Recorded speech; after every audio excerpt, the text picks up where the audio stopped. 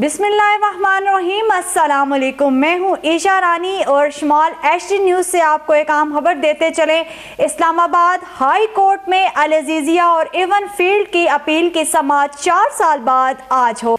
Chief justice Islamabad high court Aamir Farooq और justice मियां गुल हसन औरंगजेब समाअत करेंगे।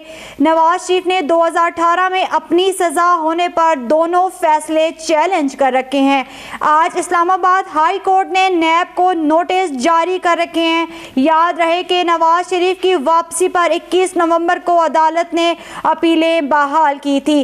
ज़राए के मुताबिक इन मुकदमात में मरियम नवाज और कैप्टन सफ्दर की बरीयत भी इस मुकदमे पर असरअंदाज होगी। नून लीग के कानूनी माहिरीन के मुताबिक नवाज शरीफ की सजा मुअत्तल होने का रोशन इम्कानात हैं। जिस तरह सारे मुकदमा सीधी हो रहे हैं, इसी तरह ये भी बेहतर हो जाएगा। बिलावल भुट्टो ने कहा कि अगर इस तरह नवाज शरीफ को वजीर आज़म बनाना है तो फिर इलेक्शन की ज़रूरत नहीं है, क्योंकि इलेक्शन पर आवाम का पैसा और टाइम दोनों ज़ाया होंगे। आपको एक बार फिर बताते चलें, इस्लामाबाद हाई कोर्ट में अल अज़ीज़िया और एवन फील्ड रेफरेंस पर अपीलों की समाअत 4 साल बाद आज होगी। Chief justice Islamabad high court Aamir Farooq और जस्टिस मियां गुल हसन औरंगजेब समाअत करेंगे।